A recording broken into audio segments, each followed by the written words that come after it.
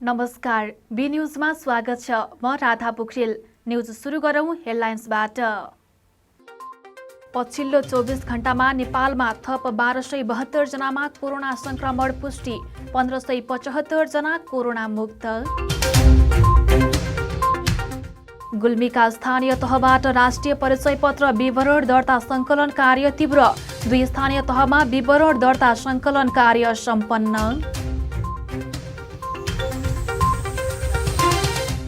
गुल्मीको मालिका गाउँपालिकाद्वारा हाट बजार सञ्चालन, कृषि उपजलाई प्रदर्शनी गर्न पाउँदा कृषक उत्साहित। र गुल्मीको वामी टक्सारमा नेपाल रेडक्रस सोसाइटी वामी उपशाखाको भवन निर्माणको शिलान्यास।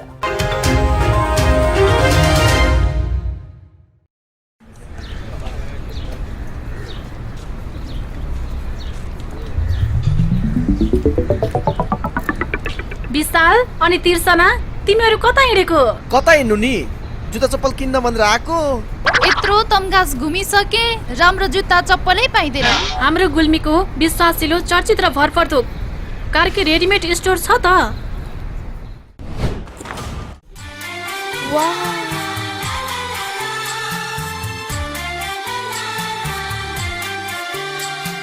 हामी कहाँ शिखर, रोयल, रकेट, बिएफ, ब्ल्याक हर्स लगायत विभिन्न ब्रान्डका party shoes, sports shoes, school सुजका साथै लेडिज जेन्ट्स तथा बच्चाका हरेक प्रकारका फेन्सी रेडिमेड कपडाहरू, ब्यागहरू थोक तथा फुटकर मूल्यमा बिक्री गरिन्छ। Proprietor Arjun Karki. Phone number 079 636। Karki readymade and shoes centre, Tamghas, Gulmi. एक पटक आएर त हेर्नुहोस्। नेपाल विकासशील देश हो। यहाँ हरेक दिन विकास निर्माणका काम भइरहेका छन्। राम्रो विकास, दिगो र गुणस्तरीय विकास तपाईँ, हाम्रो र सन्ततिको उज्जवल भविष्यको सुरुवात हो। तीव्र गतिमा भइरहेको विकासको हरेक गतिविधिमा तपाईँ हाम्रो नजर जानै पर्दछ। तपाईँ हामीले तिरेको करको सही सदुपयोग हुनै पर्दछ। त्यसैले निर्माण क्षेत्रमा के भइरहेको छ, के कस्ता समस्याहरू छन् र के गर्दा उचित हुन्छ, अब हाम्रो सरोकारको विषय बनेको छ। त्यसैले हामीले लिएर आएका छौँ जनसरोकारको कार्यक्रम।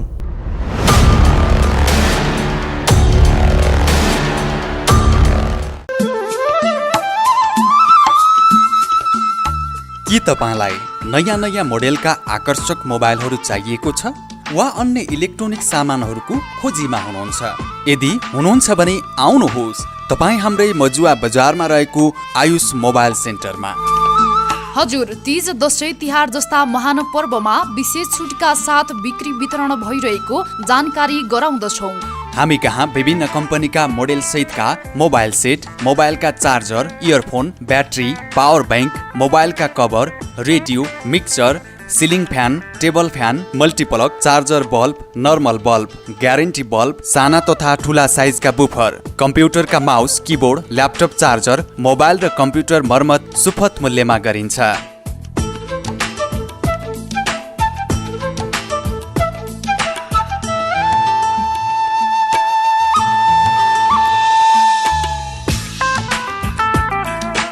सम्पर्क Ayush mobile computer and electronics, Chandrakot 8, Majuwa Bazar, Gulmi. मूल्यमा ठगिनु पर्दैन, सस्तो र टिकाउ सामान सबैले लैजाउँ।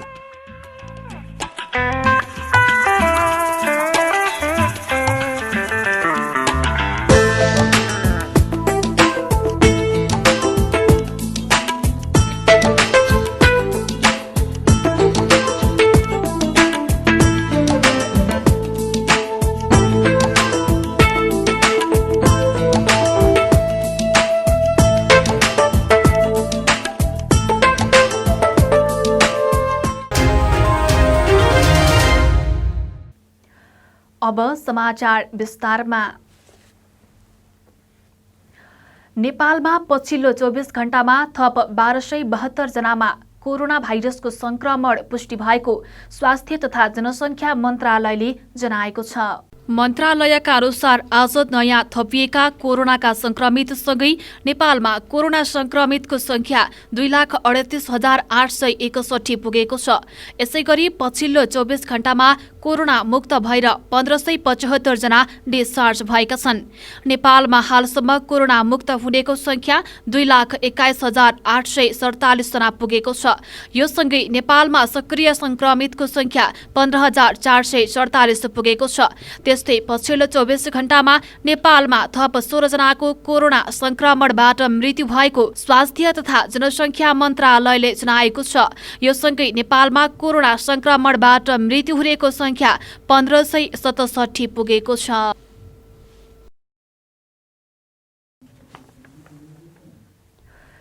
गुल्मीका स्थानीय तहबाट राष्ट्रिय परिचय पत्र विवरण संकलन कार्यलाई तीव्र पारिएको छ। जिल्लाको गुल्मी दरबार गाउँपालिका र धुर्कोट गाउँपालिकामा विवरण दर्ता संकलन कार्य सम्पन्न भएको छ। जिल्ला सदरमुकाम तमघासको जिल्ला प्रशासन कार्यालयमा 3 जना अपरेटरबाट काम सुरु गरिएको थियो, तर यो अभियान स्थानीय तहसम्म पुर्याइएको छ।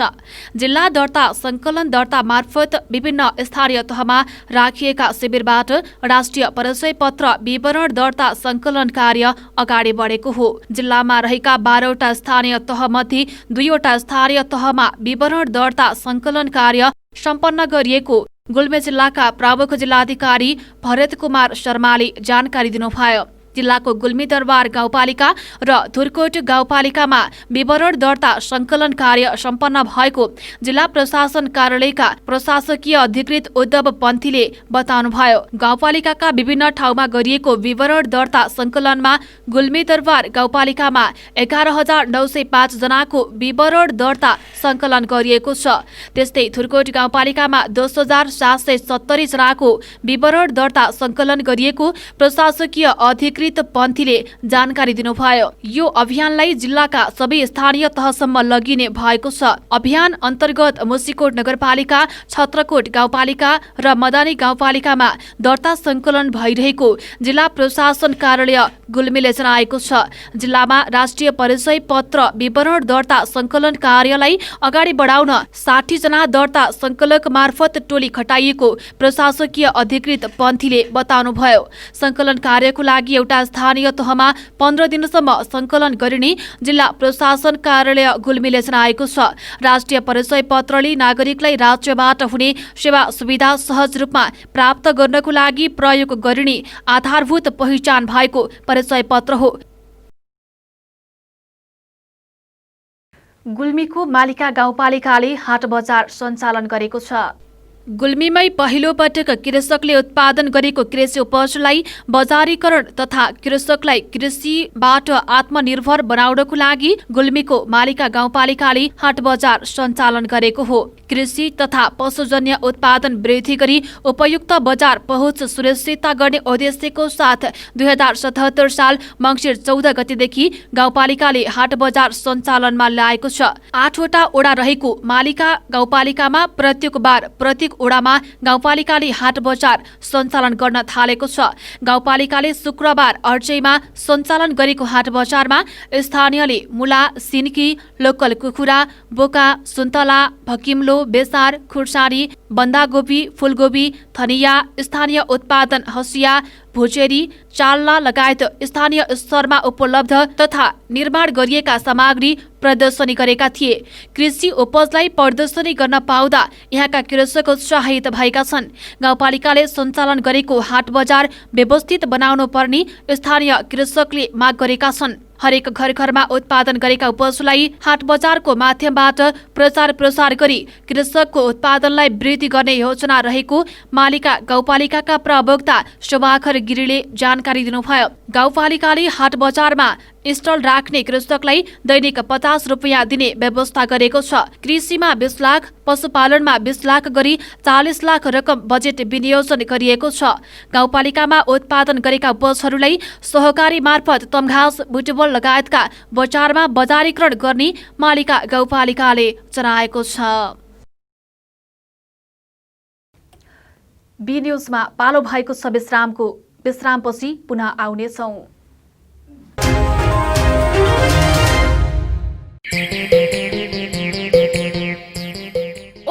मित्र? आज त पैसाको बाहरै बाहर छ त।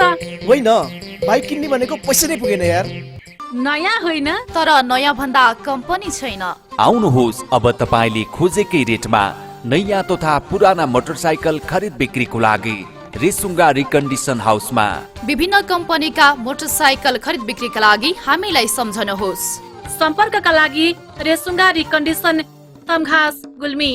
फोन नम्बर 9861717976 र 9842766136। एक पटक चलाएर त हेर्नुहोस्। Evergreen party palace and restaurant. हामी कहाँ एसी रुम तथा नन एसी रुम, 24 घण्टा तातो चिसो पानीको व्यवस्था, शान्त रमणीय वातावरणमा 24 घण्टा गाडी रिजर्भको पनि व्यवस्था छ। Our services We are open for birthday party, wedding party, seminar reservation, all kinds of fast foods and home delivery also available.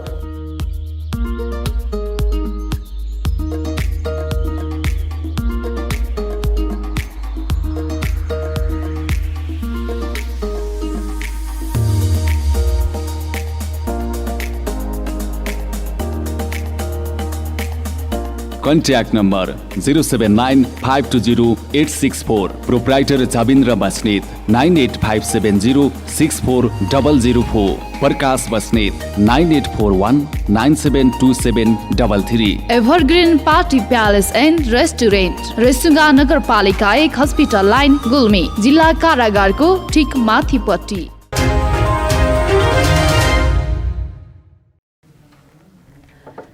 विश्रामपछि पुनः स्वागत छ। अब बाँकी समाचार। गुल्मीको वामी टक्सारमा नेपाल रेडक्रस सोसाइटी वामी उपशाखाको भवन निर्माणको शिलान्यास कार्यक्रम सम्पन्न भएको छ। शिलान्यास कार्यक्रमलाई सम्बोधन गर्दै गुल्मी क्षेत्र नम्बर 2 कबाट प्रतिनिधित्व गर्नुहुने लुम्बिनी प्रदेश सभासद खड्गबहादुर केसीले भन्नुभयो, निष्पक्षता र निर्भीकतापूर्ण कार्यको लागि रेडक्रस सधैँ अगाडि छ। रेडक्रसले रेडक्रस कर्मीहरूलाई अरूको पिरमर्का, भावना, समस्या वा पीडालाई आफ्नै जस्तै गरी महसुस गर्न सिकाएको छ। रेडक्रसको महत्त्वबारे प्रकाश पार्दै सभासद केसीले भन्नुभयो, मानव सामाजिक प्राणी भएकाले समाजमा बस्ने सबैको भावना र अवस्था बुझी सबैसँग सद्भाव राख्न जरुरी छ। मन्तव्यको क्रममा प्रमुख अतिथि केसीले भन्नुभयो, शान्ति नै सुखी जीवनको पहिलो आवश्यकता भएको उहाँले बताउनु भएको छ। कार्यक्रममा नेपाल रेडक्रस सोसाइटी जिल्ला शाखा गुल्मीका सभापति राजेन्द्र प्रसाद श्रेष्ठ, जिल्ला उपमन्त्री महेन्द्र प्रसाद भण्डारी, कोषाध्यक्ष ज्ञानहरि सापकोटा, मुसिकोट नगरपालिका 7 का वडाध्यक्ष प्रकाश काफ्ले, वडा नम्बर 8 का वडाध्यक्ष नारायण सापकोटा, वडा नम्बर 9 का वडाध्यक्ष नरेश राज खरेल, प्रशासकीय अधिकृत खिमानन्द भूषाल, रुद्रावती बहुमुखी क्याम्पस व्यवस्थापन समितिका सदस्य हरिहर सापकोटा, वामी शाखाको कोषाध्यक्ष तेजिन्द्र बहादुर जेसी लगायतले रेडक्रसको महत्व र भवन निर्माणको आवश्यकताको बारेमा प्रकाश पार्नु भएको थियो। कार्यक्रमका सबै वक्ताहरूले रेडक्रस सधैँ युद्ध तथा अमानवीय व्यवहारको विपक्षमा रहेको धारणा व्यक्त गर्नु भएको थियो। भवन निर्माणको लागि मुसिकोट नगरपालिका वडा नम्बर 7 टारी फाँट निवासी टीकाराम काफ्लेले निशुल्क रूपमा जग्गा उपलब्ध गराउनु भएको छ। टीकाराम काफ्लेले 1 रोपनी जग्गा तथा 3 लाख दान दिनु भएको छ। मुसिकोट नगरपालिकाबाट रु 5 लाख विनियोजन भएको छ भने आज मात्र 2 लाख प्राप्त भएको छ। अपुग रकम अन्य स्रोत जुटाएर भवन सम्पन्न गरिने वडाध्यक्ष प्रकाश काफ्लेले जानकारी दिनुभयो।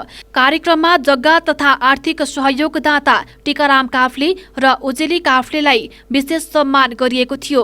कार्यक्रमको अध्यक्षता नेपाल रेडक्रस सोसाइटी वामी उपशाखाका अध्यक्ष भुवन बहादुर केसीले गर्नु भएको थियो। सदस्य डिलाराम खरेलको स्वागत मन्तव्य तथा उपशाखा सचिव भीमसेन केसीको सञ्चालनमा कार्यक्रम सम्पन्न भएको थियो।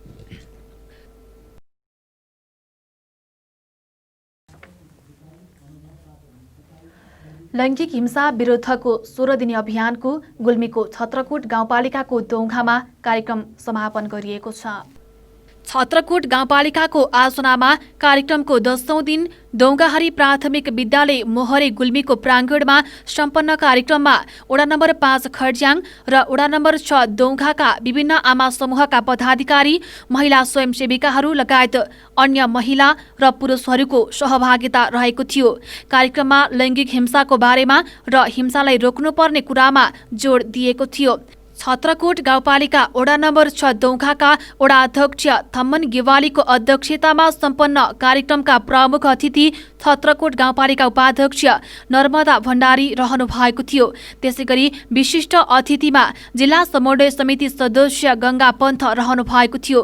छत्रकोट गाउँपालिकाका कर्मचारी सृजना पन्थको स्वागत मन्तव्यबाट सुरु भएको कार्यक्रममा सृजनशील आमा समूहका सदस्य मीना विक, नरबहादुर खड्का, दौगाहारी प्राविका शिक्षक कान्ता गेवाली, प्रधानाध्यापक कालिदास आत्रेय, गाउँपालिका शिक्षा समिति सदस्य बाबुराम गेवाली, वडा नम्बर 4 का वडा सदस्य सावित्रा विक, कार्यपालिका सदस्य पुष्पा नेपाली, निर्मला झेडी, कमला ढकाल लगायतले मन्तव्य राख्नु भएको थियो। कार्यक्रमको सञ्चालन छत्रकोट गाउँपालिका रोजगार संयोजक शोभा श्रेष्ठले गर्नु भएको थियो। कार्यक्रममा छत्रकोट 6 दौगाका महिलाहरूको हक अधिकारको लागि अग्रस्थानमा रही काम गरेको भन्दै दौगाकी कमला गेवालीलाई दोसल्ला उडाएर सम्मान गरिएको थियो।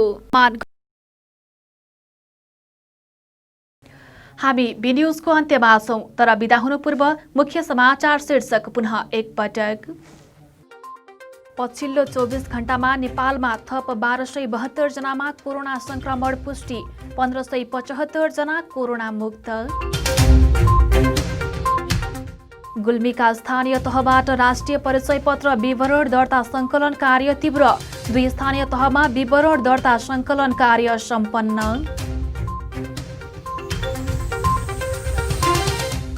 गुल्मीको मालिका गाउँपालिकाद्वारा हाट बजार सञ्चालन, कृषि उपजलाई प्रदर्शनी गर्न पाउँदा कृषक उत्साहित।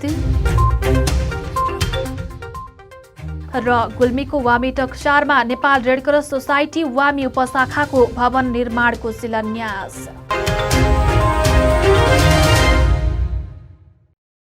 अहिलेलाई बी न्यूज यति नै। हेर्दै गर्नुहोला BTV HD। नमस्ते।